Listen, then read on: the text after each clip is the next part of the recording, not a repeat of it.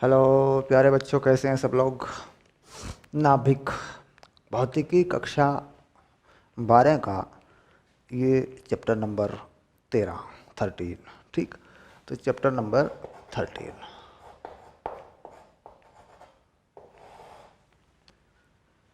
इसके बाद दो चैप्टर और हैं और ये मान के चलिए कि हम कक्षा 12 में अब अंतिम दौर में चल रहे हैं। परमाणु और नाभिक, या इससे पहले का चैप्टर प्रकाश यानी विकिरण और पदार्थ की द्वैत प्रकृति वाला जो चैप्टर था, ये आधुनिक भौतिकी के हिस्से हैं। आधुनिक भौतिकी का कुछ हिस्सा आप रसायन विज्ञान में भी पढ़ते हैं। परमाणु संरचनाओं से संबंधित जानकारी आप भौतिक रसायन में भी पढ़ सकते हैं। पढ़ते भी 11वीं क्लास में ये चीज़ें शुरू में आ जाती हैं, उसके बाद फिर ये धीरे धीरे चलता रहता है। तो यार ऐसी बात है कि इन सब चीज़ों से हम बहुत ज़्यादा दूर नहीं होते, इसलिए हम मानते हैं कि ये चैप्टर हमारे लिए आसान होते हैं और बोर्ड परीक्षाओं में इनमें से आने वाले प्रश्न हमारे बड़ी आसानी से हल हो जाते हैं। क्योंकि जो मैकेनिक्स यानी यांत्रिकी जिसे हम कहते हैं, भौतिकी कक्षा 11 का जो पहला भाग है, ऊर्जा, बलों की दिशाएं, कार्य ऊर्जा, न्यूटन के गति के नियम, न्यूटन के नियम, ये सारी बातें जो है उनमें ज़्यादातर का प्रयोग यहाँ पे नहीं होता है। ये मतलब एक थ्योरी, सिद्धांत पर आधारित अध्याय हैं और सिर्फ जानकारियों के आधार पर भी हम इन्हें अच्छे से पढ़ लेते हैं। चलिए बात करते हैं नाभिक की और नाभिक को शुरू करते हैं। तो नाभिक की जो खोज है, अगर हम बात करें कि नाभिक की जो खोज है उसी से शुरू करेंगे और क्या क्या बातें सामने आई लिखते हुए चलेंगे। नाभिक की जो खोज है वो है 1911 के आसपास। 1911 में नाभिक की खोज रदरफोर्ड, गाइगर और मार्सन, तीन लोगों के नाम है इसमें। रदरफोर्ड का परमाणु मॉडल, ये मान के चलिए रदरफोर्ड का परमाणु मॉडल और अल्फा कणों की परमाणुओं पे टक्कर। अल्फा कणों, अल्फा प्रकीर्णन प्रयोग देखा आपने पिछले चैप्टर में। उसमें हमने बताया था कि नाभिक है, ज़्यादातर परमाणु का हिस्सा खाली है, लेकिन उसमें केंद्र पे कोई चीज़ है जो बहुत भारी है, जो बहुत सघन है। ठीक, उसे नाभिक कहा गया। तो ये बात रदरफोर्ड के अकॉर्डिंग और गाइगर मार्सडन के अनुसार तीन वैज्ञानिकों के नाम आ गए। रदरफोर्ड, अल्फा प्रकीर्णन प्रयोग और अल्फा प्रकीर्णन प्रयोग से होने वाली गणनाएं गाइगर मार्सन के अनुसार है। इसका फॉर्मूला भी हमने बताया था कि भाई कम से कम दूरी जो है, कोई अल्फा कण किसी नाभिक की तरफ बढ़ रहा है तो कम से कम कितनी दूरी तक पहुंचता है, इससे नाभिक के आकार का पता चल जाता है। तो इस खोज से पता चला है कि नाभिक का जो आकार है, यानी नाभिक की जो त्रिज्या है, नाभिक त्रिज्या, ठीक, यह त्रिज्या परमाणु त्रिज्या की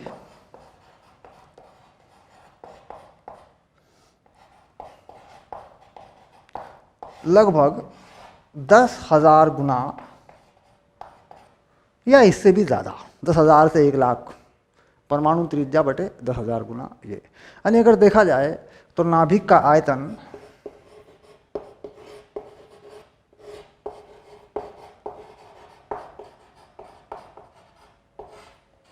परमाणु के आयतन का बहुत बहुत छोटा, परमाणु आयतन का लगभग 10 की पावर 12वां भाग,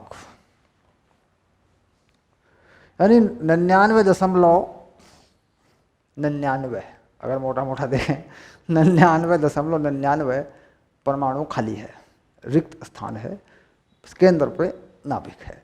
तो ये जानकारी, जो इतनी जानकारी आई है ये, और नाभिक में धन आवेश है, नाभिक में धन आवेश है। तो एक जानकारी क्या आ गई, नाभिक में धन आवेश है।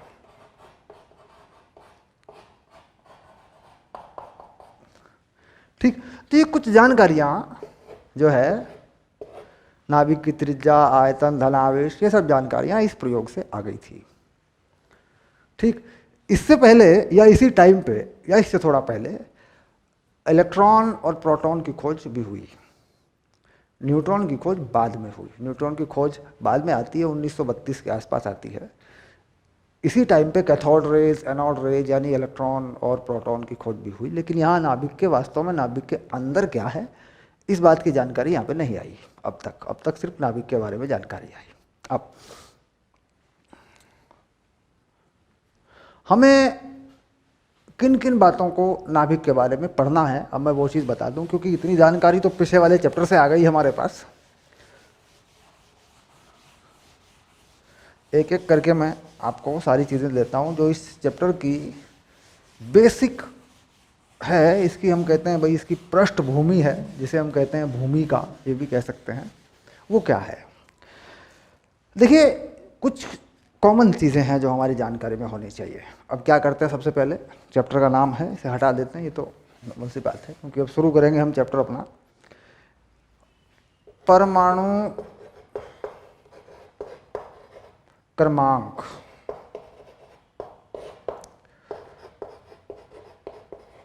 परमाणु द्रव्यमान संख्या,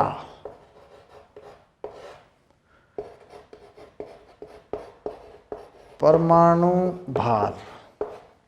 सबसे पहले हमें इन तीन चीज़ों को समझना ज़रूरी है। ये चीज़ें क्या हैं, ये चीज़ क्या है? क्योंकि हम कई बार क्या करते हैं कि परमाणु द्रव्यमान संख्या को ही हम परमाणु भार मान लेते हैं ग्राम में 1 मोल के लिए, और 1 मोल में परमाणुओं की संख्या, 1 मोल अगर लिख दें परमाणुओं की संख्या, ठीक है, कितनी? तो ये होती है 6.023। यहाँ पे 2 भी लिख देते हैं, कोई बड़ी बात नहीं है, 10 की पावर, ये 1 मोल संख्या है। ठीक, तो 1 मोल परमाणु मतलब 1 मोल में कितने परमाणु हैं, इसी को हम ग्राम में अगर ले लें तो इसे कह देते हैं परमाणु भार। परमाणु का 1 मोल का भार अगर देखा जाए तो ग्राम में ले लेते हैं, उसे कह देते हैं। वास्तव में परमाणु भार कैसे निकलता है, हमें इस बात को अच्छी तरह समझना है, क्योंकि यहाँ पर ये जो हम करते हैं ना, ये बड़ी काम चलाऊ बात है। ये काम चलाने के लिए होता है। हमें पहले ये देखना पड़ेगा कि वास्तव में चीज़ें क्या हैं। अब देखिए, परमाणु भार जो है और ये परमाणु द्रव्यमान संख्या है, इनमें फ़र्क करना ज़रूरी होता है। अब इसके बाद सबसे पहली बात करते हैं कि परमाणु क्रमांक क्या चीज़ है। अगर हम किसी परमाणु को देखें, मान लीजिए मैं एक परमाणु बना लूँ और इसके केंद्र पे ये छोटा सा एक नाभिक रख दूँ, नाभिक, तो नाभिक में आज की जानकारी के अनुसार, आधुनिक विज्ञान के अनुसार, नाभिक में बाहर से दिखाई देने पर एक प्रोटॉन और एक न्यूट्रॉन, दोनों कण दिखाई देते हैं। ये है प्रोटॉन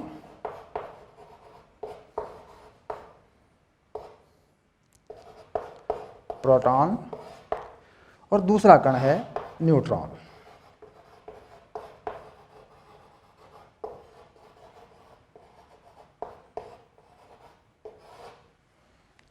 अब बाहर से देखने पर नाभिक पर धनावेश दिखाई देता है, नाभिक पर एक धनावेश दिखाई देता है, जो प्रोटॉन की संख्या के कारण होता है या प्रोटॉन के कारण होता है।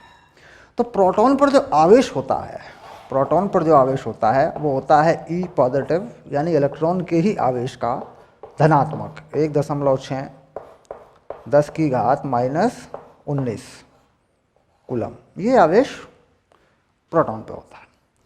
न्यूट्रॉन आवेश रहित होता है। अगर न्यूट्रॉन की बात करें, ठीक, प्रोटॉन पर तो ये आवेश ये बना दिया आपने, न्यूट्रॉन जो होता है ये आवेश रहित होता है।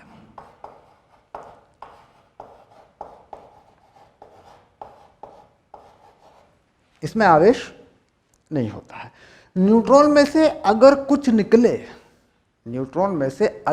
निकले, तो प्रोटॉन बनता है।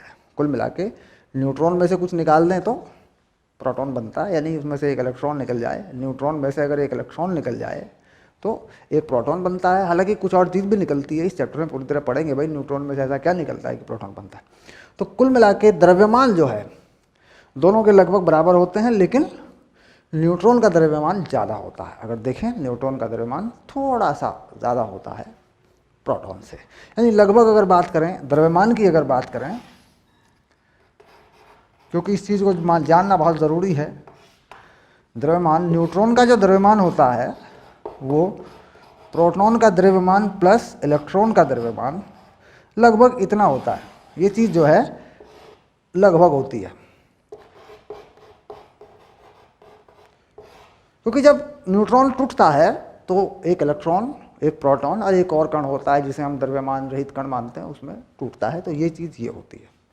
इसका मतलब स्पष्ट हो गया कि भाई न्यूट्रॉन का द्रव्यमान प्रोटॉन से ज़्यादा होता है। अब प्रोटॉन का द्रव्यमान लगभग 1837 गुना होता है इलेक्ट्रॉन के द्रव्यमान के, और इलेक्ट्रॉन का द्रव्यमान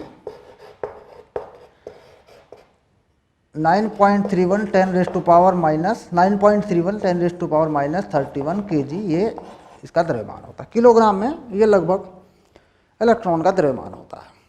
ठीक, तो ये जो द्रव्यमान हम ले रहे हैं, देखिए यहाँ सबसे बड़ी चीज़ क्या है, ये द्रव्यमान हम किस में ले रहे हैं, किलोग्राम में ले रहे हैं, यानी हम किलोग्राम में या ग्राम में मेजर करते हैं, ये चीज़ें आ रही हैं। अब बात आती है कि इसमें परमाणु क्रमांक कौन है और परमाणु द्रव्यमान संख्या क्या है। ठीक, तो परमाणु क्रमांक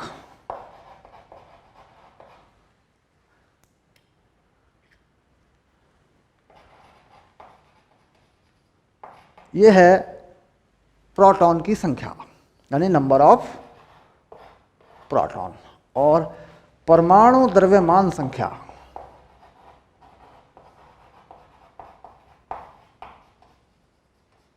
ये है न्यूट्रॉन की संख्या, कितने प्रोटॉन हैं और जोड़ दें इसमें कितने प्रोटॉन हैं। ये है परमाणु द्रव्यमान संख्या, दोनों जोड़ दिए जाते हैं तो ये परमाणु द्रव्यमान संख्या है। सामान्यतया न्यूट्रॉन की संख्या प्रोटॉन की संख्या से ज़्यादा होती है, यानी ये शर्त होती है इसमें कि भाई न्यूट्रॉन की संख्या बराबर या ज़्यादा होगी प्रोटॉन से। ये बात भी इसमें आती है, जितना जितना न्यूट्रॉन ज़्यादा होता जाता है उतना उतना नाभिक अस्थिर होता जाता है। पढ़ेंगे इस बात को, आगे पढ़ेंगे, ये जानकारी आगे लेंगे हम। ठीक, अब ये बात स्पष्ट हुई कि परमाणु क्रमांक दरअसल प्रोटॉन की संख्या से जुड़ी हुई चीज़ है, ना कि इलेक्ट्रॉन की संख्या से जुड़ी हुई चीज़ है। अब इसके बाहर जो घूमते हैं वो इलेक्ट्रॉन घूमते हैं, नाभिक में अलग अलग कक्षाओं में इलेक्ट्रॉन घूमते रहते हैं नाभिक के चारों तरफ। तो अगर परमाणु उदासीन है, यानी परमाणु उदासीन है, यदि परमाणु उदासीन है तो उदासीन परमाणु में, नोट करने वाली बात है, नोट करें, उदासीन परमाणु में न्यूट्रॉन की संख्या से कोई लेना देना नहीं इसका, प्रोटॉन की संख्या और इलेक्ट्रॉन की संख्या बराबर होती है, यानी आवेश संतुलित होता है। क्यों? क्योंकि जितना आवेश प्रोटॉन पे होता है पॉजिटिव धनात्मक, उतना ही आवेश इलेक्ट्रॉन पर भी होता है। ठीक, ये उदासीन परमाणु है। आयनों में ये सब नहीं होता, इलेक्ट्रॉन की संख्या बदल जाती है। मान लीजिए कोई एक इलेक्ट्रॉन ले लेगा तो वो ऋणायन बन जाएगा, कोई एक इलेक्ट्रॉन दे देगा तो वो धनायन बन जाएगा, यानी जितना जितना इलेक्ट्रॉन बाहर जाता है उतना उतना प्रोटॉन संतुलन में नहीं रहता, उसका आवेश दिखाई देने लगता है।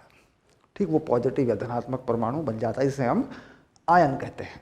वो बात की बात है, वो आप जानते भी हैं, उसमें कोई ऐसी बात नहीं। आयन कैसे बनता है आप जानते हैं, भाई इलेक्ट्रॉन निकाल लो आयन बन जाएगा, या इलेक्ट्रॉन उसमें डाल दो तब भी आयन बन जाएगा, ऋणायन धनायन, है ना। तो बात यह आई कि परमाणु उदासीन हो गया, और इस तरीके से परमाणु क्रमांक जो है नाभिक के अंदर की प्रॉपर्टी है, यानी परमाणु क्रमांक नाभिक का गुण है, ये मान के चलिए। परमाणु क्रमांक नाभिक का गुण बताने वाली एक संख्या है। परमाणु द्रव्यमान संख्या भी नाभिक का ही गुण बताने वाली द्रव्यमान संख्या है। ठीक, अब द्रव्यमान जो नापे गए, प्रोटॉन के नापे गए या न्यूट्रॉन के नापे गए या किसी के भी नापे गए, तो ये परमाणु द्रव्यमान ही नापे जाते हैं किलोग्राम में। अब किलोग्राम की संख्या बहुत छोटी है, अगर हम देखें ये बहुत छोटी संख्या है। अब इतनी छोटी संख्या को लिखना या उसे गणना करना या उसका गणितीय रूप से उसको यूज करना, प्रयोग करना, ये बड़ा मुश्किल है। तो यहाँ पर इन्होंने क्या किया कि परमाणु भार के लिए एक नया मात्रक बनाया। परमाणु भार के लिए एक नया मात्रक बनाया, क्योंकि परमाणु का द्रव्यमान या भार बहुत कम होता है। अब परमाणु द्रव्यमान मात्रक, परमाणु द्रव्यमान मात्रक। अब उसको समझते हैं कि दरअसल परमाणु भार के लिए कैसा मात्रक बनाया गया।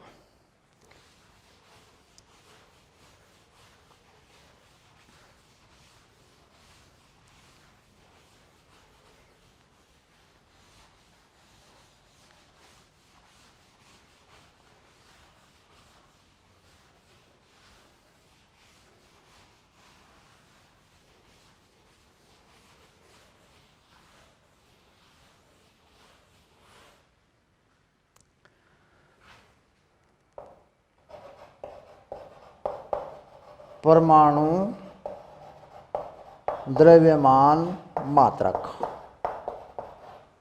इसे कहते हैं atomic mass unit. Atomic mass unit.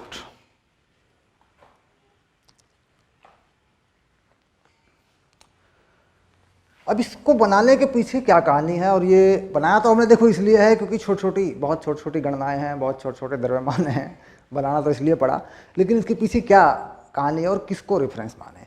तो उन्होंने कहा जी प्रकृति में सबसे ज़्यादा कार्बन है, प्रकृति में सबसे ज़्यादा कार्बन है। तो कार्बन के आधार पर ही एक परमाणु द्रव्यमान यूनिट परिभाषित कर दी गई। तो यानी एक यूनिट ऐसे लिखते हैं, एक परमाणु द्रव्यमान एटॉमिक मास यूनिट, ये परिभाषित कर दी गई 12 कार्बन का द्रव्यमान, किसमें, किलोग्राम में, और इसको भाग कर दिया गया 12 से। तो यानी माना हुआ है, अगर देखा जाए तो मान लिया गया, मान कर बना दिया गया। कार्बन 12 को ही बना लिया, सबसे ज़्यादा प्रकृति में कार्बन ही होता है, तो कार्बन को ही बना लिया, कार्बन को ही इसका आधार बना लिया, और एक यूनिट इस तरीके से परिभाषित कर दी गई। अब ये यूनिट आई कितनी, इसको कहेंगे हम एक यूनिट। अब अगर हमें किसी भी द्रव्यमान को इस यूनिट के पदों में लेना है, हमें देखना है भाई इस यूनिट में कितने किलोग्राम है। अगर हम ये देखें तो इस यूनिट में जितने भी किलोग्राम बनेंगे उन किलोग्राम को हम एक यूनिट कहेंगे, और हम किसी भी चीज़ को यूनिट में बदल देंगे। अब मान लीजिए मैं प्रोटॉन का द्रव्यमान यूनिट में चाहता हूँ। क्या चाहते हैं? प्रोटॉन का द्रव्यमान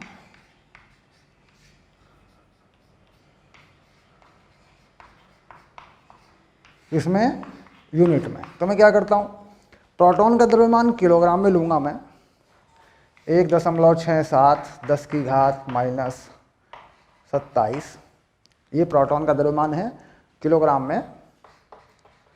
और एक यूनिट में कितने किलोग्राम है, ये देखिए रहा,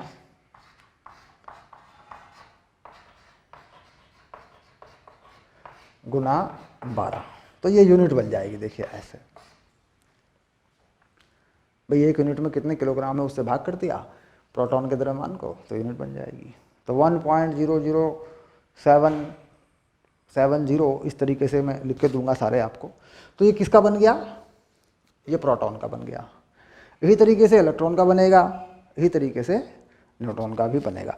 तीनों द्रव्यमान हमें याद करने होंगे, हमें लिखना होगा इनको एक बार, क्योंकि ये दरअसल परीक्षाओं में दिए होते हैं। तो यार सी बात है कि इनको रट्टा मारने की आवश्यकता नहीं है, ये मिल जाएंगे आपको। तो यहाँ पे लिखते हैं द्रव्यमान न्यूट्रॉन का यूनिट में ये है 1.00866, 1.00866 यूनिट। इसके ऊपर लिख रहा हूँ प्रोटॉन का 1.007 से होता है ये आपका आ जाएगा 1.00727, 1.00727 यूनिट। इलेक्ट्रॉन का द्रव्यमान भी मिल जाएगा हमें यहीं से 0.00055, 0.00055 यूनिट। तो देखिए ये तीन द्रव्यमान हैं जो यूनिट में बदल दिए गए हैं, यानी किलोग्राम को यूनिट में बदल दिया गया है। ये हमें इस्तेमाल करने होते हैं, ठीक। तो जाहिर सी बात है कि परमाणु द्रव्यमान एक संख्या है और परमाणु भार उसका द्रव्यमान है, जिसे परमाणु भार कहते हैं। वास्तव में ये भार नहीं है, ये द्रव्यमान है। देखिए भार में और द्रव्यमान में फर्क होता है। जो भार होता है ना, भार, उसे कहते हैं वेट बोल देते हैं। ये अलग चीज़ है, ये mg है, और इसमें द्रव्यमान क्या है, m है। तो वास्तव में परमाणु भार कहा जाता है जिसको, वो परमाणु द्रव्यमान होता है, यानी द्रव्यमान होता है परमाणु का। अब यहाँ बात आती है कि साहब अगर इसका 1 मोल ले लें तो 1 मोल में एक परमाणु का भार और अवगाद्रो संख्या से गुणा कर दें उसको, तो वो बन जाता है 1 मोल किसी भी तत्व के 1 मोल का भार बन जाता है या द्रव्यमान बन जाता है। ये सिर्फ परमाणु का भार हम निकालना चाहते हैं कि परमाणु का भार कितना है, तो परमाणु का भार हमें इन तीनों से मिलेगा। इसे हटा लेता हूँ, इसे लिखे रखते हैं अपन। परमाणु का भार निकालेंगे। हम क्या करते हैं कि इन छोटी छोटी जानकारियों को ना बड़ी तेज़ी से पढ़ के निकल जाते हैं आगे, और जो फंडामेंटल है, छोटी छोटी बातें वो छूट जाती हैं। उन्हीं पर एक आध क्वेश्चन आ जाता है, एक आध नंबर हमारा फ्री में ही कट जाता है। फ्री में कटता है, कुछ भी नहीं है, सरल सी बातें हैं। तो मान लीजिए हम परमाणु द्रव्यमान निकालना चाहते हैं, तो कैसे निकलेगा, देखिए।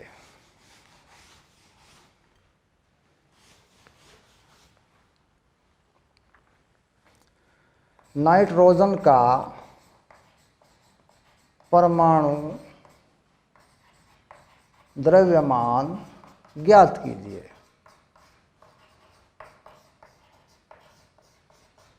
सिंपल सा सवाल है, इसमें कोई दिक्कत नहीं है, ठीक। परमाणु द्रव्यमान ज्ञात कीजिए। देखो बड़ी मात्रा लगाता हूँ, है ना, ये लीजिए, ऐसा कर लीजिए, ठीक हो गया। अब नाइट्रोजन में क्या है अगर देखा जाए, नाइट्रोजन में क्या है, नाइट्रोजन का परमाणु क्रमांक 7 है, 7 इलेक्ट्रॉन है, 7 प्रोटॉन है और 7 न्यूट्रॉन है। तो कुल मिला के इसका परमाणु द्रव्यमान कितना हो जाएगा, 7 प्रोटॉन का द्रव्यमान, न्यूट्रॉन का द्रव्यमान और इलेक्ट्रॉन का द्रव्यमान, ये हो जाएगा। किस में होगा, हमारे पास ये जानकारी यूनिट में होती है, ऐसे, ठीक, यूनिट में आएगा। अब इसको जोड़ दें अगर, क्योंकि 7 प्रोटॉन है नाइट्रोजन में, 7 न्यूट्रॉन है, 7 इलेक्ट्रॉन है, ठीक। तो कितने, तो ये मान कितना आ जाएगा, देखिए 7, इन सबको जोड़ देते हैं। देखो 0.00, बड़ी रोचक, बड़ी बढ़िया बात है ये, जोड़ के देखा जाए तो वो 1.0072 1.008666 ये आ गया। देखिए तो 7 और 5 12 और 6 18, 5 और 2 7 और 6 13 और 1 14 हासिल हो गया था। 7 और 7 15 और 1 16, 1 0 1 ये आ गया। देखिए नंबर 1 दशमलव इतना, इसको 7 से गुना करना है अपने को, तो ये आ गया 7, ठीक। 1 और 1 2, ये रहा 2, ऐसे 2 लगाते हैं, मान लीजिए ये रहा, ये आ गया, ठीक। तो देखें 8, ये हो गया 56, 5 हासिल हो गए, 7 चौक 28 और 5 33 हो गए, 3 हो गए, 7 छंग 42 और 3 45 हो गए, 4 हो गए, 7 एकम 7 और 4 11 हो गए, 1 हासिल हो गया और ये हो गया 14। तो अगर देखा जाए तो 14 11 536 ये आ रहा है, यानी यहाँ पे टोटल जो आ रहा है वो आ रहा है 14 11 536 ये आ रहा है। देखा जाए नाइट्रोजन का जो है N कहते हैं परमाणु द्रव्यमान आ रहा है। तो क्या वास्तव में नाइट्रोजन में इतना द्रव्यमान होता है? तो जवाब मिलता है नहीं। प्रोटॉन की संख्या, इलेक्ट्रॉन की संख्या या न्यूट्रॉन की संख्याओं को जोड़ देने पर, उनके सभी के द्रव्यमान का योग कर देने पर, तो क्या वह द्रव्यमान परमाणु में होता है? तो जवाब होता है नहीं, उससे कम होता है। जो गणना करके निकाला गया है उससे कम होता है। यानी वास्तव में नाइट्रोजन का जो द्रव्यमान है, परमाणु का द्रव्यमान है, वह 14 से थोड़ा सा कम है, 14 यूनिट से थोड़ा सा कम है। लेकिन देखिए मान ज़्यादा आ रहा है, इसका मतलब है कि द्रव्यमान में हानि है, द्रव्यमान में कुछ लॉस है, सारा द्रव्यमान वहाँ पे नहीं है। तो कुल मिला के ये जो हानि है ये हम निकाल सकते हैं, एक तरीका है हानि निकाल सकते हैं, या इस हानि से होने वाले जो और चीज़ें हैं वो हो सकती है वो हम निकाल सकते हैं। तो यहाँ पर देखिए किसी इस तरीके से भी हमें सही परमाणु द्रव्यमान नहीं मिल पाया, केवल लगभग मान मिला हमें, जो कि लगभग है। अब इसके बाद क्या कमी है और इससे कम क्यों है, इस चैप्टर में हम पढ़ेंगे कि भाई जितना आना चाहिए द्रव्यमान उतना नहीं आया, कहाँ चला गया द्रव्यमान, ठीक, ये हम पढ़ेंगे। तो कुल मिला के ये लगभग देखिए यूनिट में मान आ गया। अगर मैं कहूँ चलो लगभग मान लूँ इसे ऐसे, ठीक, तो 14 के आसपास, 14 यूनिट के आसपास लगभग आता है, जबकि सही मान आता है 13.99 यूनिट, 1399 के आसपास आता है सही मान जो होता है। इसका मतलब ये ज़्यादा है, गणना करने पे ज़्यादा आता है, ठीक। तो इस तरीके से क्या है कि सही तरीका जो है परमाणु द्रव्यमान का लगभग मान निकालने का, ये सही तरीका है। तो इसका मतलब परमाणु द्रव्यमान निकालने का जो है कोई गणना करने का कोई तरीका नहीं है, क्योंकि वो लगभग मान देगा हमें, ठीक।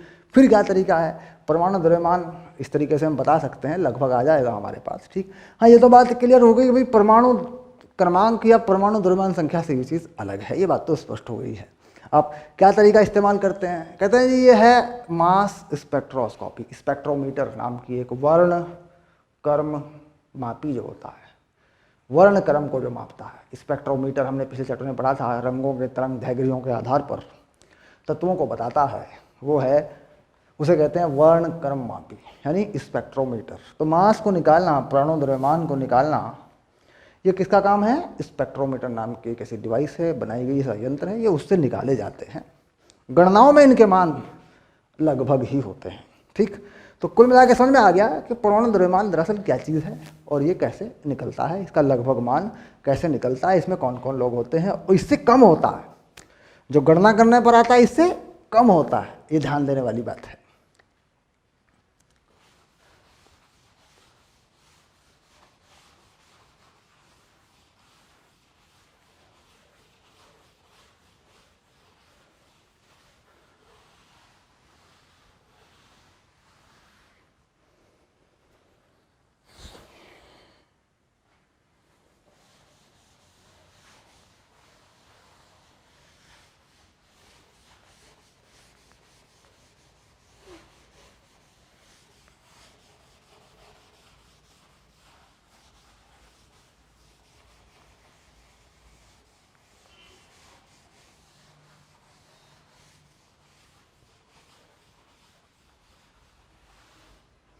अब आया कि जब परमाणु भार है या प्रकृति में जो तत्व हैं या नाभिक हैं वो किस तरीके से हैं। तो कहता है दो तरीका होता है किसी भी परमाणु के बारे में अगर हम जानकारी लेना चाहते हैं, अगर हम किसी परमाणु के बारे में देखेंगे तो वहाँ पर जो हम उसका परमाणु भार प्राप्त करते हैं वह औसत होता है, क्योंकि इसके कई समस्थानिक होते हैं। समस्थानिक, अब हम बात करेंगे कि समस्थानिक क्या होता है।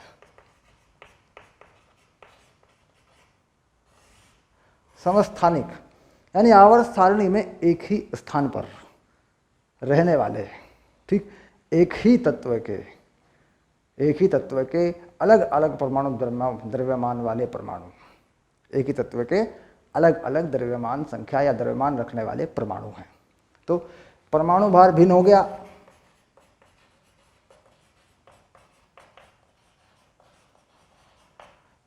एवं समान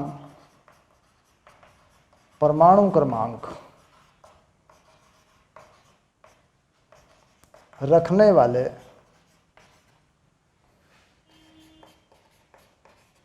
तत्व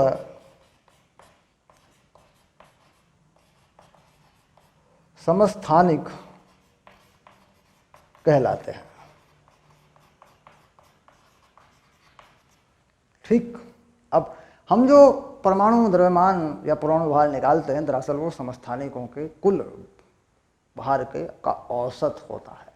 तो मान लीजिए हम जानना चाहते हैं एक ही स्थान पर, यानी परमाणु क्रमांक के आधार पर होती है आवर्त सारणी। आवर्त सारणी परमाणु क्रमांक के आधार पर होती है। आधुनिक आवर्त सारणी में क्या है कि जो तत्वों के गुण हैं वो आवृत्ति फलन है परमाणु क्रमांक के, यानी परमाणु क्रमांक के हिसाब से गुण बदलता है, गुण परमाणु क्रमांक के हिसाब से निर्धारित किया गया है। जो पुरानी आवर्त सारणी थी मेंडलीव के ज़माने की, उसमें परमाणु भार के हिसाब से था, अभी परमाणु क्रमांक के हिसाब से। क्योंकि परमाणु क्रमांक तो एक ही हो गया, फिर इन तत्व का परमाणु क्रमांक तो एक ही तत्व हो जाएगा, क्योंकि परमाणु क्रमांक एक जैसा है तो एक ही तत्व है। अब इनका औसत भार जो है वो हम देखते हैं, वही हमारा भार आता है, हम उसी को परमाणु भार मानते हैं। अब देखिए यहाँ पर उदाहरण के लिए हम वही करेंगे जो एनसीईआरटी कहती है। एनसीईआरटी ने कहा कि साहब क्लोरीन के 2 परमाणु हैं, एक है क्लोरीन 35 और एक है क्लोरीन 37, ये 2 हैं हमारे पास। और परमाणु क्रमांक कितना, यहाँ नीचे लिख देते हैं 17। जो ऊपर लिखा होता है वो क्या होता है, परमाणु द्रव्यमान संख्या, और नीचे क्या है, परमाणु क्रमांक। परमाणु भार नहीं लिखा होता ऊपर। कुछ बच्चे क्या कर रहे हैं, इसे वो परमाणु भार मान लेते हैं। ठीक, अब अगर इन दोनों पर विचार करें, क्लोरीन 35 की बात करें 17, ठीक, अगर मैं इसकी बात करूं तो इसमें कितने प्रोटॉन हैं, नंबर ऑफ प्रोटॉन कितने हैं इसमें, 17। नंबर ऑफ इलेक्ट्रॉन कितने हैं इसमें, 17। नंबर ऑफ न्यूट्रॉन कितना है इसमें, 18। ये इसकी जानकारी हो गई। देखिए दूसरे वाले की बात करूं, क्लोरीन 37 17, तो इसमें नंबर ऑफ प्रोटॉन वही हैं 17, नंबर ऑफ इलेक्ट्रॉन वही हैं 17, और नंबर ऑफ न्यूट्रॉन कितने हैं इसमें 20। 17 27 20 हो गए। देखिए ठीक, ये दूसरे वाला हो गया। ये 2 समस्थानिक हैं क्लोरीन के, जो हैं पाए जाते हैं प्रकृति में। अब इन दोनों से हम चाहते हैं कि हमें क्लोरीन का परमाणु भार पता चले वो कितना है, तो हमें इनके भार की आवश्यकता है। अब इसका जब परमाणु भार है इस वाले का, वो कितना है, m क्लोरीन कौन सा 35 वाला, यहाँ लिख देते हैं 35, ऐसे 35 वाले का कितना है, तो 35 से कम होता ही नंबर डाल दे, 34 दशमलव कुछ आएगा, अभी देखेंगे तो यह है 3498 यूनिट, 34.98 यूनिट, 98 यूनिट।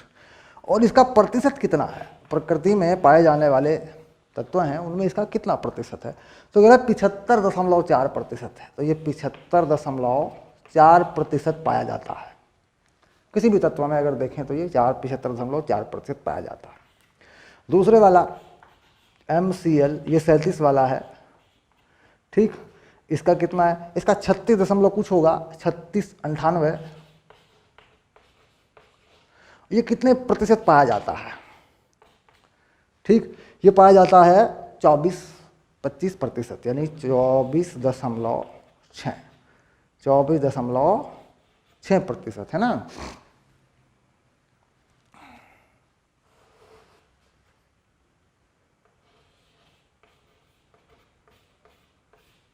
ऐसे।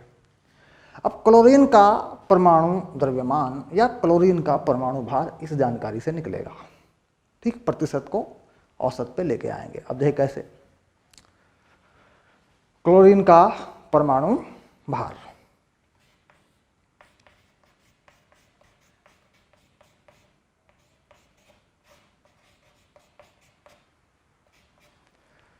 अब ये क्या करते हैं अपन, 3498 गुना 75.4 प्लस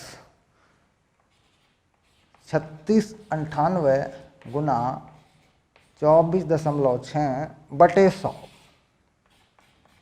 यानी प्रतिशतता को सीधे सीधे जोड़ दिया गया, औसत निकाल दिया गया, ठीक।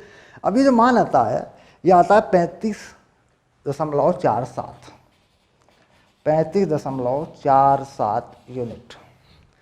यानी आप ये मान के चलिए किसी भी तत्व का परमाणु द्रव्यमान या परमाणु भार औसत होता है, वह उसके समस्थानिकों का औसत होता है, समस्थानिकों के भार का औसत होता है। यानी परमाणु भार एक औसत मान है, ठीक। तो कुल मिला के ये आ गया। देखिए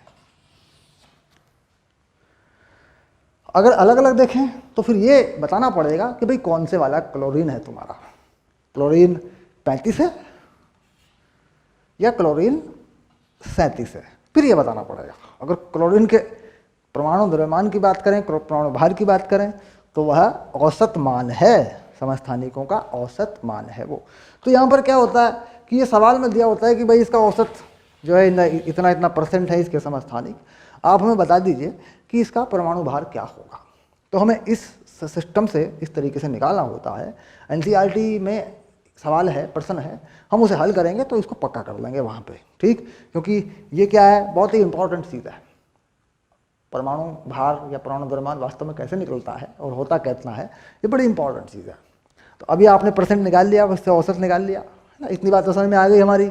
जब इसको और पक्का करेंगे, जब हम एनसीईआरटी को हल करेंगे, उसके अभ्यास पे जाएंगे। चलिए मिलते हैं अगली क्लास में, आगे बढ़ाते हैं।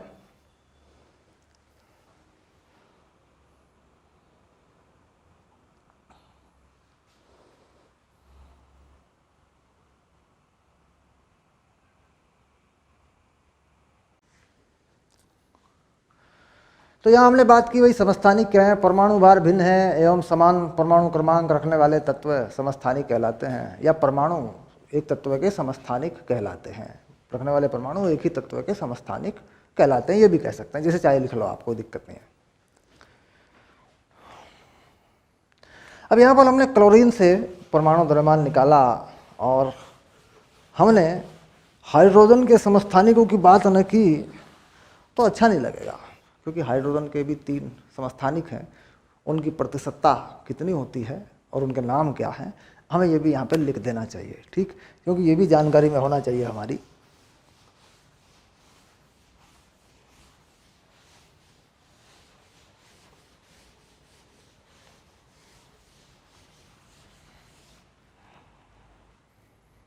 हाइड्रोजन के समस्थानिक,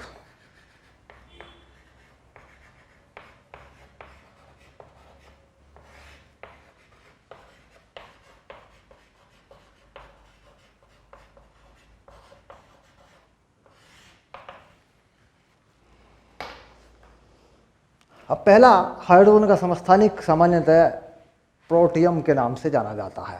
प्रोटियम ऐसे लिख देते हैं इसको, ठीक। क्या है ये, H1, ठीक। और दूसरा जाना जाता है ड्यूटीरियम। ड्यूटीरियम, टीरियम बड़ी की मात्रा है ना, ड्यूटीरियम, ये लो, ये क्या है, ये है H21। तीसरा होता है ट्राइटियम,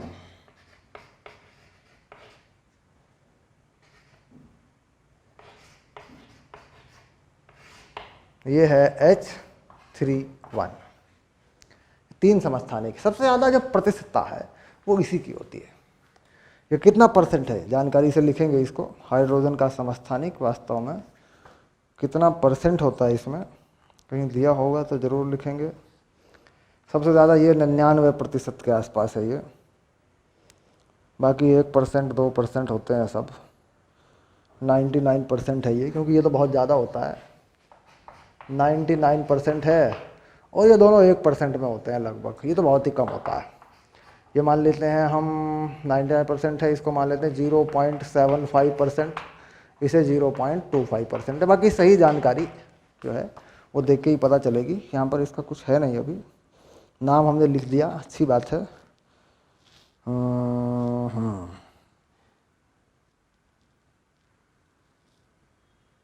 ठीक है। अब यहाँ पे क्या है, इसमें एक प्रोटॉन है बस, इसमें एक प्रोटॉन है, एक न्यूट्रॉन है, एक इलेक्ट्रॉन है। परमाणु में अगर देखें, पूरा परमाणु को देखें, अगर पूरे परमाणु को देख लें तो क्या क्या है ज़रा देखेंगे। एक प्रोटॉन, एक इलेक्ट्रॉन, यहाँ एक प्रोटॉन, एक न्यूट्रॉन, एक इलेक्ट्रॉन, यहाँ एक प्रोटॉन, 2 न्यूट्रॉन और एक इलेक्ट्रॉन, ठीक। इस तरीके से है। अब बात करते हैं कि कौन सा है ऐसा जो नहीं पाया जाता, जो अस्थिर है। तो देखिए, स्थिरता घटती है, नीचे की तरफ जाने पर स्थिरता घटती है, क्योंकि हम जानते हैं जब न्यूट्रॉन बटे प्रोटॉन, ठीक, जब बढ़ने लगता है, एक से ज़्यादा होने लगता है, तो नाभिक में स्थिरता नहीं रहती या उसकी स्थिरता कम होने लगती है। तो कुल मिला के ये वाला ये नहीं, सामान्यतः ये नहीं पाया जाता, ये नहीं होता है। अभिक्रियाओं में बनता है लेकिन सामान्यतः ये नहीं पाया जाता, ये ध्यान रहे।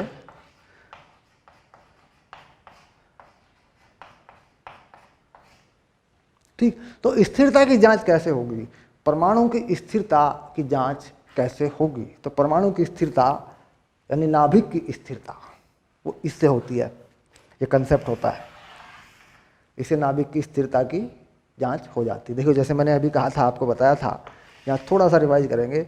एक है क्लोरीन 35 और एक है क्लोरीन 37। तो ये है स्थायित्व।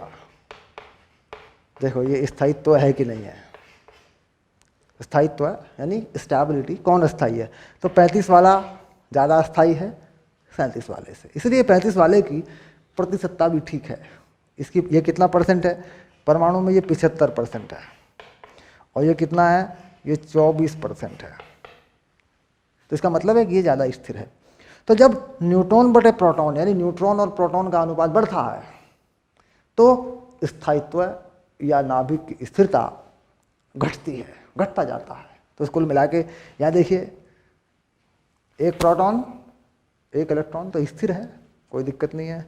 यहाँ न्यूट्रॉन आ गया तो स्थिरता घटी, खत्म सा ही हो गया मामला, क्योंकि 1% है लगभग। और ये तो कुछ भी नहीं है, ना के बराबर है। मैंने 25 0.25 लिख दिया, इतना भी नहीं है, 0.1% होगा, पता नहीं, जानकारी नहीं है सही मेरे पास डेटा। 0.1%, इससे भी कम ही होगा, इतना ही होगा ये। तो कुल मिला के यह ही नहीं पाया जाता, क्योंकि इसमें 2 न्यूट्रॉन हो गए हैं और एक प्रोटॉन हो गया। तो न्यूट्रॉन होने से या न्यूट्रॉन की संख्या बढ़ने से नाभिक की स्थिरता क्यों घटती है, ये भी जानने की बात है, ये भी समझने की बात है। हम इस पर विचार करेंगे जब हम रेडियो एक्टिविटी के बारे में पढ़ेंगे, रेडियो धर्मिता के बारे में जब हम पढ़ेंगे तो हम इस बात पर विचार करेंगे कि यार ऐसा क्यों होता है, न्यूट्रॉन बढ़ते जा रहे हैं तो नाभिक जो है वो अस्थिर क्यों होता जा रहा है, इस बात पर हम विचार करेंगे। ठीक, अब ये तीनों हो गए हाइड्रोजन के। अब हम बात करेंगे न्यूट्रॉन की खोज के बारे में।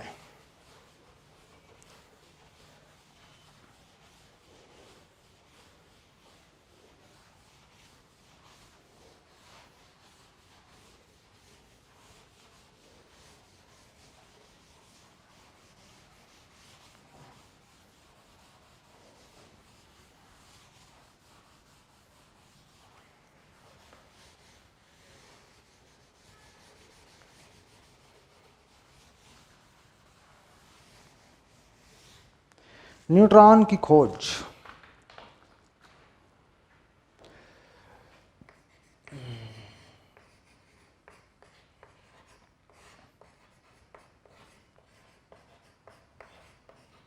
ये है लगभग 1932 के आसपास और नाम है जेम्स चैडविक।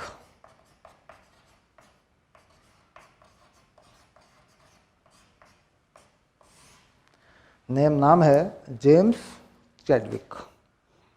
न्यूट्रॉन की खोज 1932, जेम्स चैडविक। ठीक, अब यहाँ पर देखिए कुछ थोड़ा सा एनसीईआरटी में आप पढ़ेंगे तो यहाँ पर लिखा है बेरिलियम नाभिकों पर अल्फा कणों के द्वारा। तो प्रयोगों में जो आ रहा है, जो दूसरी हिस्टोरिकल किताबें हैं जो स्टैंडर्ड प्रयोगशालाओं से ली हैं, वहाँ पर लिखा है बोरॉन पर अल्फा कणों के बौछार के द्वारा। ठीक, अब ये अभिक्रिया कौन सी है हमें वो लिखनी है जिससे ये खोज हुई, जो पाई जा रही है। तो बोरॉन से हम लिखते हैं। ठीक, तो अल्फा कण और यहाँ बोरान। ठीक, बोरॉन या बोरॉन लिख देते हैं। और यहाँ जो बनेगा, कोई एलिमेंट बनेगा, नाइट्रोजन बनेगा यहाँ पे,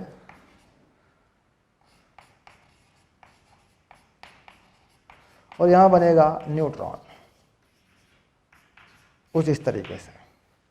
ठीक, यानी ये वो अभिक्रिया है जिस पर न्यूट्रॉन की जानकारी हुई और इस पर न्यूट्रॉन का गुण का पता लगाया गया।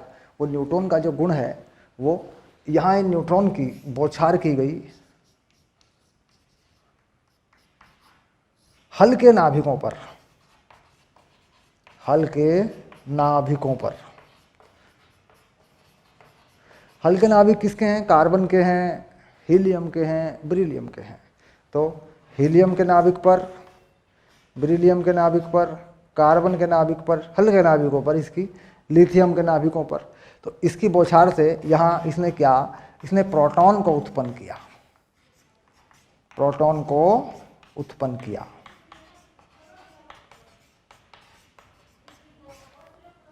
तो इससे इसके न्यूट्रल होने की, यानी इसमें आवेश नहीं है, इसके होने की बात हुई, और इसमें से चूंकि इलेक्ट्रॉन निकला, इलेक्ट्रॉन अवशोषित हुआ, तो क्या बचा, प्रोटॉन हुआ। दूसरी अभिक्रिया की भी जानकारी आई। जब यहाँ ऐसा हुआ कि भाई न्यूट्रॉन बन तो गया,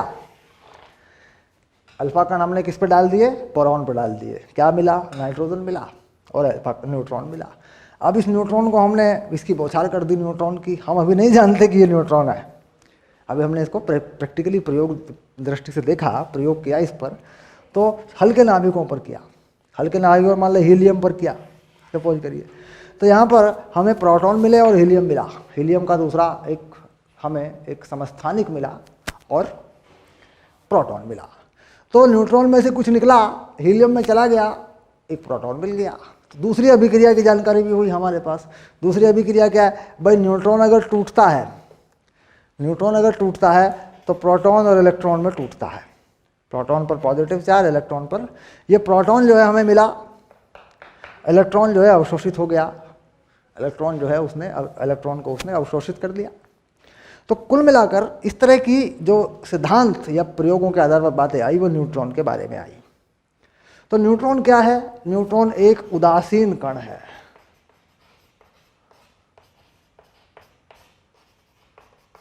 ठीक, और न्यूट्रॉन का द्रव्यमान प्रोटॉन के द्रव्यमान से थोड़ा सा ज़्यादा है। न्यूट्रॉन टूटने पर, अगर न्यूट्रॉन टूटे तो टूटने पर ये प्रोटॉन और एक इलेक्ट्रॉन और एक और कण होता है जिसे कहते हैं एंटी न्यूट्रिनो, न्यूट्रिनो, ये तीन कण देता है, एंटी न्यूट्रिनो। इसके बारे में पढ़ेंगे आगे, इसकी जानकारी आएगी कि ना ये जो है पैदा होता है। ये जो एंटी न्यूट्रिनो है ये किसने ढूंढा, अगर आप देखें ये जो एंटी न्यूट्रिनो है ये आया था पाउली से। पाउली ने बताया था कि साहब ऊर्जा संरक्षण के नियम लागू नहीं हो रहे हैं, कोई और कण है, तो अभिक्रिया पे ऊर्जा संरक्षण के नियम लागू नहीं हो रहे तो कोई और कण होगा, तो इसे बताया था पाउली ने। पाउली का अपवर्जन नियम पढ़ते होंगे आप, देखा होगा आपने, ये साइंटिस्ट जो है पाउली, इन्होंने बताया था कि ये अभिक्रिया पूरी तरह ऐसे होती है। तो कुल मिला के जो एंटी न्यूट्रिनो, इसमें द्रव्यमान नहीं है, ये केवल एक ऊर्जा कण है। ऊर्जाएं कैसी होती हैं उसकी जानकारी भी इस अध्याय में आएगी हमारे पास। कुल मिला के प्रोटॉन इलेक्ट्रॉन में न्यूट्रॉन प्रोटॉन इलेक्ट्रॉन में टूटता है। तो यहाँ पर जब हम टक्कर कराते हैं न्यूट्रॉन की छोटे नाभिकों पर तो प्रोटॉन मिलता है, ठीक, प्रोटॉन प्राप्त हो जाता है। इन्हीं सभी जानकारियों के आधार पर, ठीक, हमने इसका नाम न्यूट्रॉन रख दिया, न्यूट्रॉन के नाम से ये चलने लगा। अब नाभिक के अंदर यह कण है, इस बात की जानकारी जो है, अभी तक इस बात की जानकारी नहीं आई कि नाभिक के अंदर यह कण है, अभी आएगी आगे, धीरे धीरे मामला आगे बढ़ेगा तो यह कण नाभिक के अंदर है, इसकी जानकारी आएगी।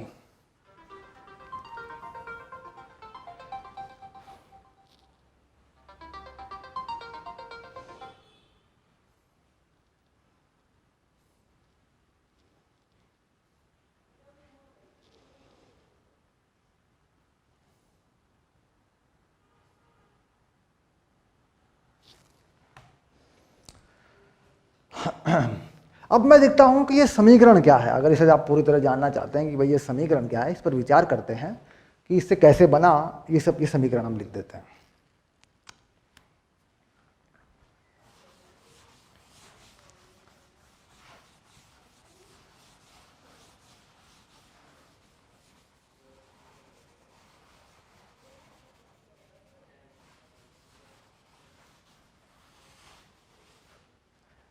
चलिए, समीकरण में हमारे पास एक अल्फा कण है। अल्फा कण क्या है, हीलियम, दो धनात्मक आवेश जिस पे होते हैं उसमें से इलेक्ट्रॉन निकल जाते हैं, तो दरअसल हीलियम का नाभिक ही अल्फा कण होता है। तो क्या करते हैं, हीलियम 4, 2 और 2 धन आवेश, ये होता है अल्फा कण। इसे बोरॉन पर टकरा देते हैं, बोरॉन। अब बोरॉन किस में है, बोरॉन का परमाणु द्रव्यमान या परमाणु क्रमांक कितना होता है, ठीक, तो यह कहाँ पे आएगा, आप देखें ज़रा, बोरॉन आएगा कार्बन से पहले, यानी कार्बन में 6, बोरॉन में 5, 2,3, तो 5 और ये 10,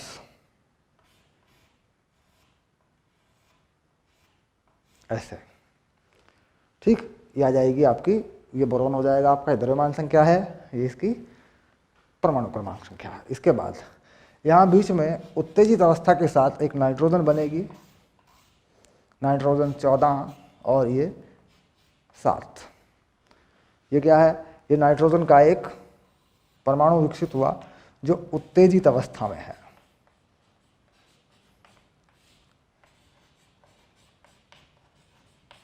ऐसे, ठीक। अब उत्तेजित अवस्था में है तो ये आगे नाइट्रोजन के एक समस्थानिक में टूटेगा, नाइट्रोजन 13 और 7, और ये एक न्यूट्रॉन को जन्म देगा, 1 0। ये है न्यूट्रॉन। ठीक, अब यहाँ पर हमने बोरॉन जो है वो लिया है 5 10। अगर हम यहाँ बोरॉन का समस्थानिक इस्तेमाल करें 11 वाला, तो ये 15 हो जाता है और ये नाइट्रोजन 14 हो जाता है। ठीक, तो आप जान रहे हैं कि नाइट्रोजन वास्तव में जो हम पढ़ रहे हैं ये वो नाइट्रोजन नहीं है। हम नाइट्रोजन जो पढ़ते हैं वो ये नाइट्रोजन पढ़ते हैं 14 7। तो ये नाइट्रोजन का समस्थानिक है, ठीक, जिसमें न्यूट्रॉन की कमी है। न्यूट्रॉन की यह कमी दरअसल इस उत्तेजित अवस्था के कारण हुई है। भाई उत्तेजित अवस्था प्राप्त हो गई टक्करों के कारण, तो ये न्यूट्रॉन की कमी वाला समस्थानिक है जिसमें न्यूट्रॉन कम है। अब देखिए इसमें नाइट्रोजन में परमाणु क्रमांक संख्या कितनी है इसकी? 7। न्यूट्रॉन कितने हो गए इसमें? 7 और 6 13, 6 न्यूट्रॉन हो गए, जबकि 7 होने चाहिए थे। यहाँ से तो 7 होने चाहिए थे। देखिए, तो किसी कारण से एक न्यूट्रॉन उत्तेजित हुआ, उत्तेजित अवस्था के कारण वो बाहर आ गया। ठीक, तो ये इस तरह का नाइट्रोजन बन गया। ओके,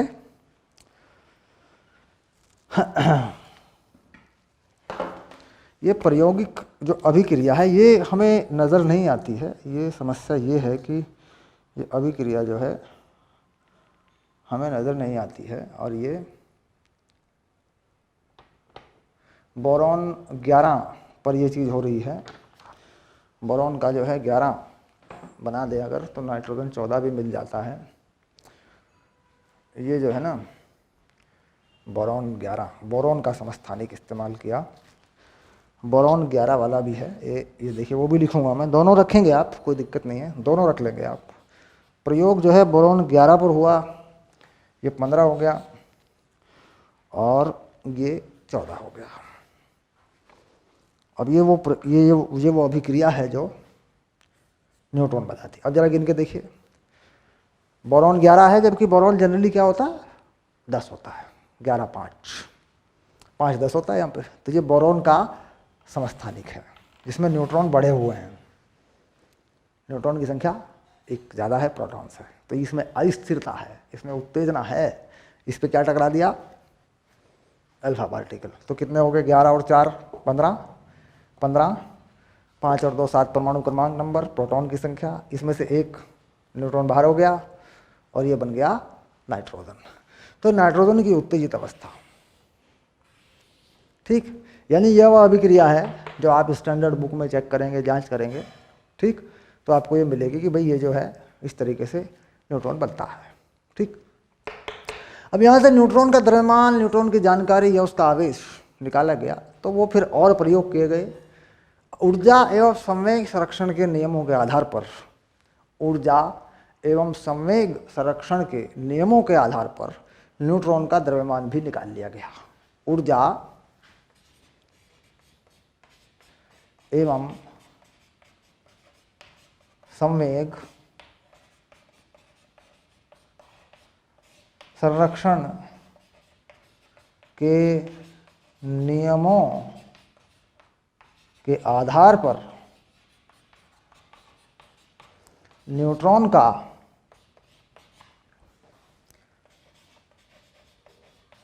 द्रव्यमान भी ज्ञात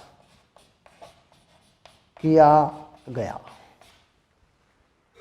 अब द्रव्यमान तो मैंने अभी लिख दिया था आपको, द्रव्यमान मैंने बता दिया था इसका यूनिट में 1.00866 इसका द्रव्यमान जो है मैंने यूनिट में लिख दिया था। न्यूट्रॉन का द्रव्यमान कितना बताया था, एक बार फिर याद कर लेते हैं।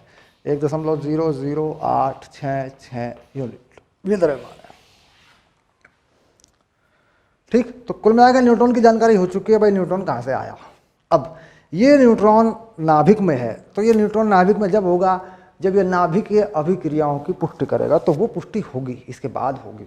ठीक, वो पुष्टि कब होगी, वो पुष्टि होगी आगे 1932 के बाद 1938 के आसपास, जब रेडियो एक्टिविटी के प्रयोग होंगे तो न्यूट्रॉन नाभिक में न्यूट्रॉन जाएंगे आएंगे, टक्करें होंगी। ठीक, तो फिर नाभिक के अंदर से, ये नाभिक के अंदर है, इस बात की पुष्टि भी होगी। ठीक, अब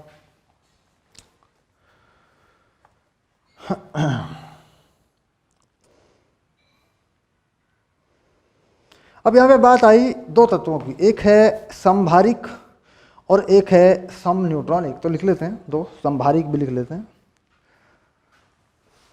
न्यूट्रॉन की बात तो हमने कर दी।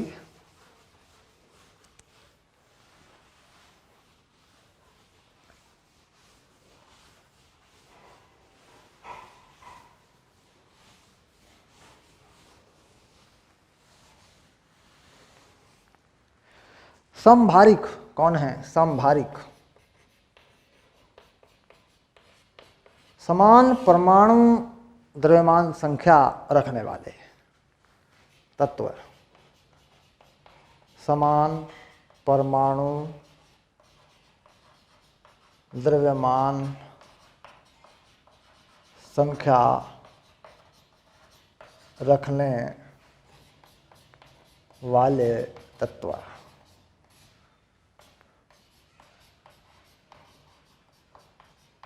समभारिक कहलाते हैं। ठीक, और सम न्यूट्रॉनिक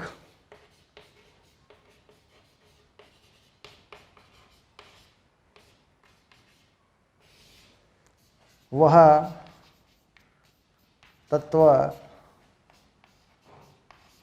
जिनमें न्यूट्रॉनों की संख्या समान होती है।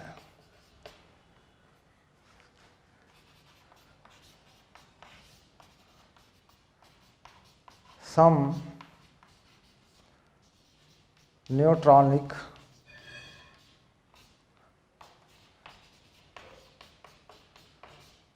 कहलाते हैं। ठीक, अब देखो यहाँ पर इसमें कुछ दिक्कतें हैं, कुछ समस्याएं हैं। जैसे मान लीजिए मैंने लिखा ये दोनों समभारिक हैं। ये क्या है, ये है हाइड्रोजन का समस्थानिक, जिसे हम कहते हैं ट्राइटियम, और ये है हीलियम का समस्थानिक।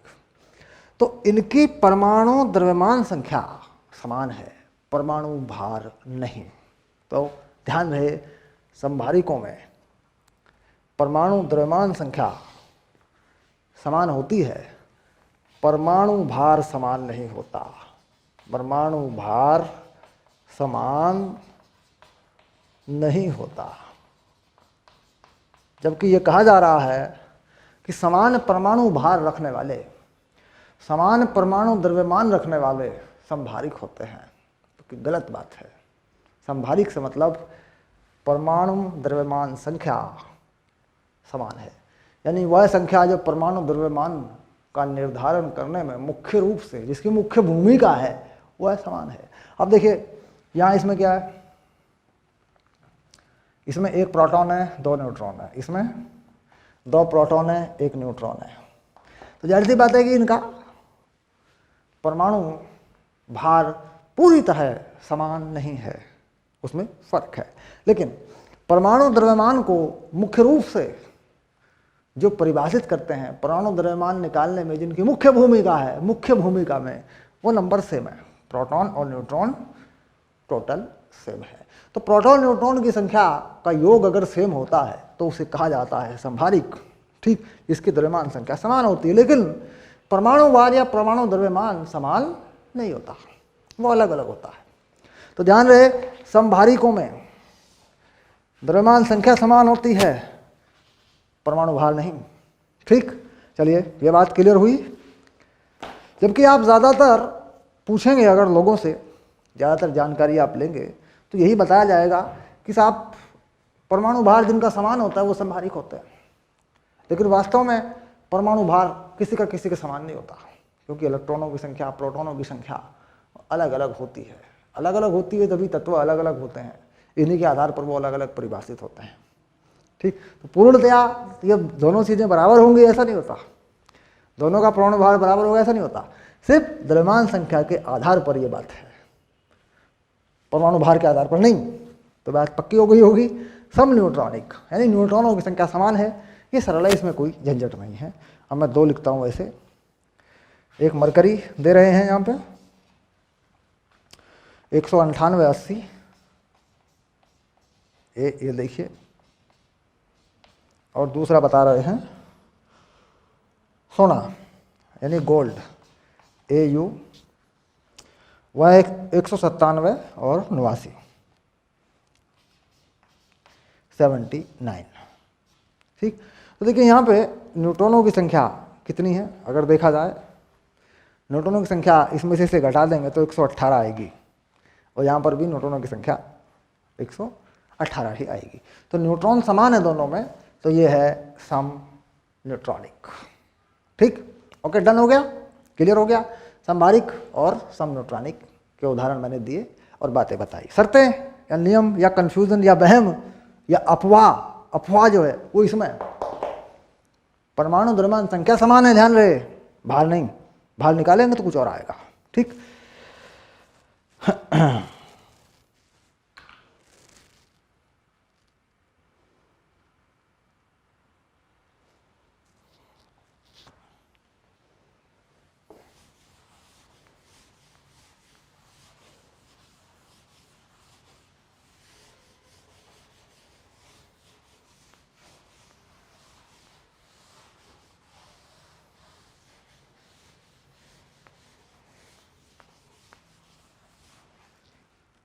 अब नाभिक के अंदर जाने से पहले, यानी नाभिक के बारे में और जानकारी लेने से पहले छोटी छोटी 2-3 जानकारियाँ और ले लेते हैं।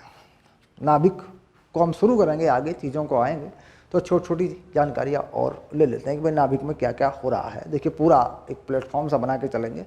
सबसे पहली बात लेते हैं नाभिक चक्रण।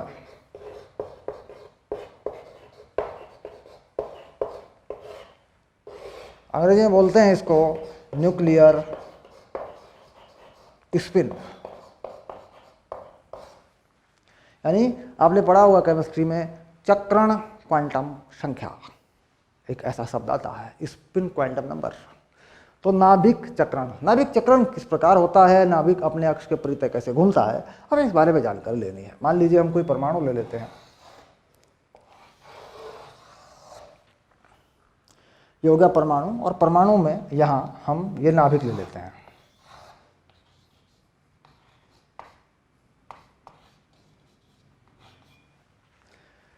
ठीक, और हम ये कोई घूर्णन अक्ष बना देते हैं। ठीक, तो यहाँ पर परमाणु के बाहर जो इलेक्ट्रॉन हैं वो अपनी अपनी कक्षाओं में घूमते हैं। मान लीजिए कोई इलेक्ट्रॉन इस कक्षा में घूमता है, कोई इलेक्ट्रॉन इस कक्षा में घूमता है, कोई इलेक्ट्रॉन इस कक्षा में घूमता है। ठीक, इससे क्या होता है कि कक्षक, इलेक्ट्रॉनों के कक्षक का कोणीय संवेग तैयार हो जाता है। कक्षक कोणीय संवेग किसका, इलेक्ट्रॉन का।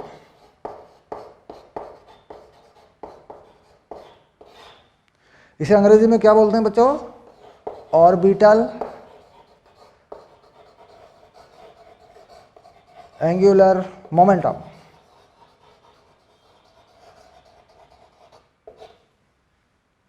ऑर्बिटल एंगुलर मोमेंटम, इसकी वैल्यू क्या होती है, अगर हम किसी कक्षक के लिए देखें तो ये होती है h/2 पाई वर्गमूल में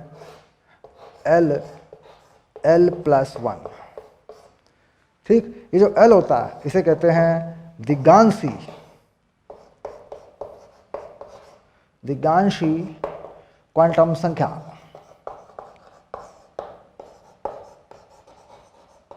अंग्रेजी में क्या बोलते हैं बोलो बच्चों? अंग्रेजी में बोलते हैं एजीमुथल क्वांटम नंबर। क्या बोलते हैं अंग्रेजी में इसको? Azimuthal quantum number.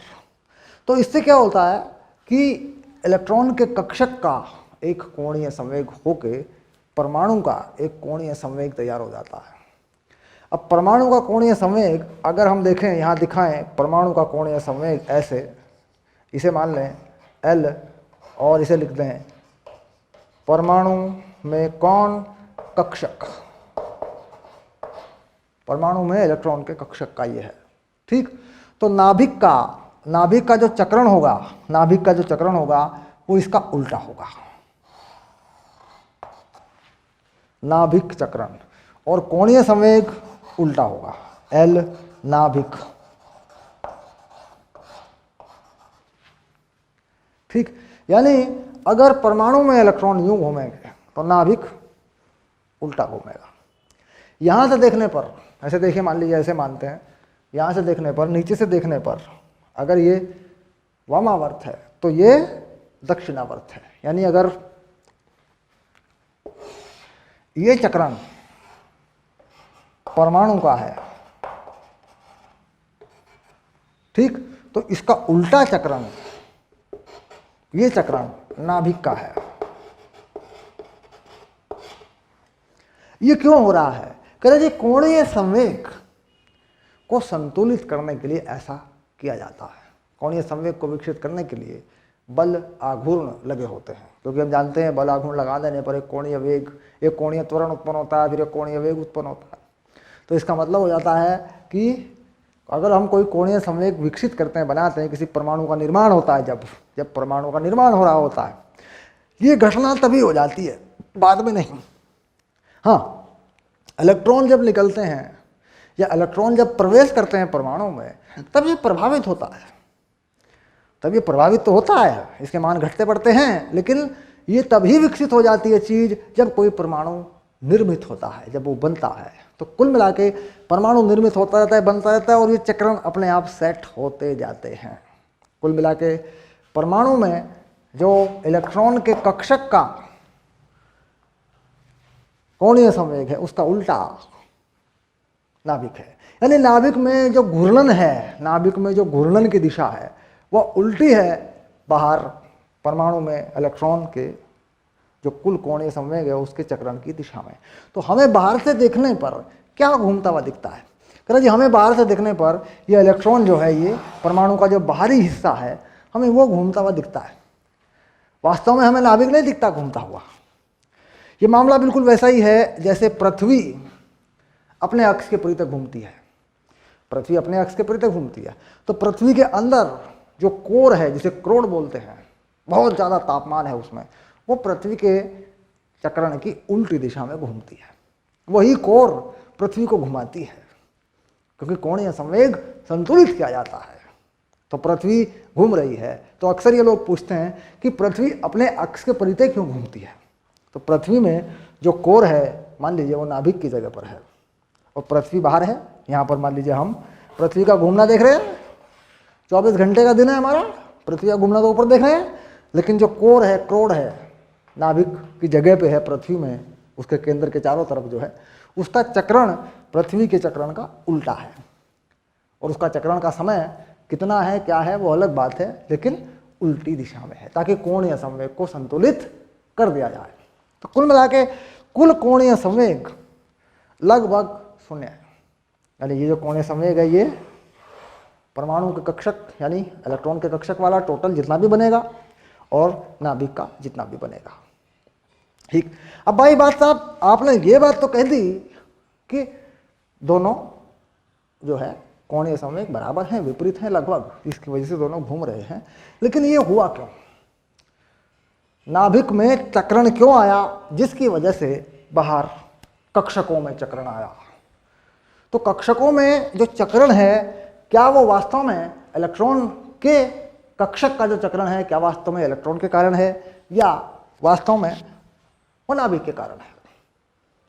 अगर कुल चक्रण का कोई संवेग बनता है या कोई चक्रण है ऑर्बिटल में, कक्षक में, ये वाला जिसे हम निकाल लेते हैं अक्सर, इसका मुख्य कारण क्या है, ये क्यों है? भाई आपने ढूंढ लिया और आपके केमिस्ट्री के मास्टर ने बता भी दिया साहब ये चीज़ है, लेकिन ये क्यों है? तो चक्रण का कुल कोणीय संवेग या कुल घूमना, कक्षक का जो चक्रण है उसका मुख्य कारण है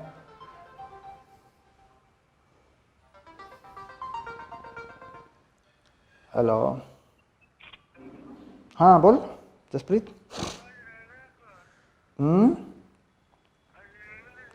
ले ले और ले, जुकाम लगा है, तेरी मर्जी है, बता। तो वैसे छुट्टी कर ले यार, तो कल देख लेंगे यार, कल देख लेंगे पक्का। ओके ओके ठीक, ओके।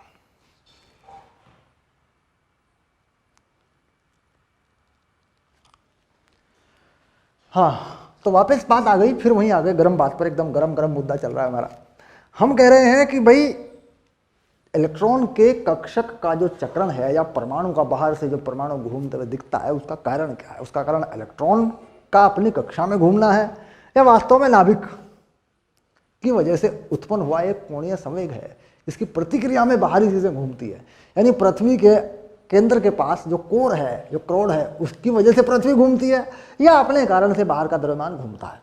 तो वास्तविक कारण यह है कि नाभिक के चक्रण की वजह से परमाणु घूमता हुआ दिखता है, क्योंकि इलेक्ट्रॉन अपनी कक्षा में घूमते हैं, ठीक, लेकिन ये पूरा का पूरा सिस्टम घूमता हो ऐसा कुछ नहीं, ये कोई जरूरी चीज नहीं है। इलेक्ट्रॉन तो ऐसा नहीं बोलेंगे, इलेक्ट्रॉन में ऐसी कोई प्रॉपर्टी तो है नहीं कि भाई पूरा का पूरा सिस्टम घूम रहा हो, लेकिन हो रहा है ऐसा। ये इलेक्ट्रॉन जो यहाँ चक्रण कर रहा है, ये अपनी कक्षा में है, इसकी पूरी कक्षा ही घूम जाए। पहले एक इलेक्ट्रॉन यूं घूमे, फिर ये इलेक्ट्रॉन, देखिए पूरी कक्षा घूम रही है इस इलेक्ट्रॉन की, घूम रही है ना पूरी कक्षा। मान लीजिए यहाँ आ जाता हूँ, यहाँ देखता हूँ, यहाँ घुमाता हूँ, देखो ये कोई कक्षा है, ये नाभिक है, ये कक्षा है, पूरी कक्षा घूमेगी, देखो पूरी कक्षा घूम रही है ना। हाँ, तो दैट इज, कक्षा जो घूम रही है इसकी वजह से एक परमाणु यानी कक्षक का एक कोणीय संवेग बना। तो इलेक्ट्रॉन में ऐसी कोई प्रॉपर्टी नहीं है जिससे पूरी कक्षा घूम जाए, कक्षा घूमती है नाभिक की वजह से, नाभिक का चक्रण है। अब दूसरी समस्या खड़ी हो जाएगी, साहब नाभिक में चक्रण क्यों है? ये तो आपने बता दिया भाई नाभिक में चक्रण है, बाहर परमाणुओं में चक्रण आएगा क्योंकि कोणीय संवेग संतुलित करने हैं। अब सवाल यहां फंस गया कि साहब नाभिक में चक्रण क्यों है, नाभिक के चक्रण के पीछे की क्या कहानी है? तो नाभिक के चक्रण के पीछे जो कहानी है वो है न्यूट्रॉन का प्रोटॉन में बदलना और प्रोटॉन का न्यूट्रॉन में बदलना, और प्रोटॉन पर धन आवेश होना। यानी ये सिस्टम परिवर्तनीय है, बदलता रहता है ये सिस्टम। जैसे जैसे नाभिक का निर्माण हो रहा होता है वैसे वैसे ये आवेश एक घूर्णन, एक रोटेशन का रूप ले लेता है, बढ़ता जाता है, बढ़ता जाता है, बढ़ता जाता है, बढ़ता जाता है। तो बाहर इसके इलेक्ट्रॉन आएंगे, फिर इलेक्ट्रॉन का कक्षक भी उसी तरीके से इससे बैलेंस होने लगता है। अगर प्रोटॉन न्यूट्रॉन में, न्यूट्रॉन प्रोटॉन में ना बदले तो नाभिक में चक्रण नहीं होगा, नाभिक में चक्रण नहीं होगा तो बाहर परमाणु भी नहीं घूमेगा। कुल मिलाकर नाभिक के अंदर जो चल रहा है वो इस चक्रण का कारण है, नाभिक के चक्रण का कारण है। नाभिक के चक्रण के वजह से कक्षकों का चक्रण है, जिसके कारण से परमाणु घूम रहा है या परमाणु घूमते हुए दिखता है। जिसका कि हम देख रहे हैं कि पृथ्वी घूम रही है, तो अंदर जो कोर है पृथ्वी के केंद्र के आसपास, उस कोर में कुछ परिवर्तन हो रहे हैं जिनके कारण वो कोर घूम रही है, फिर बाहर पृथ्वी घूम रही है। पृथ्वी के अंदर जो कोर है अगर उसका घूमना रुक जाए तो पृथ्वी का घूमना भी रुक जाएगा, दिन रात नहीं होंगे। कुल मिलाकर उस कोर का घूमना जरूरी है और उसमें जो परिवर्तन हो रहे हैं कोर के अंदर उनका होना भी जरूरी है। तो ये व्यवस्था है परमाणु के या नाभिक के चक्रण से जुड़ी हुई व्यवस्था है। ठीक, चलिए।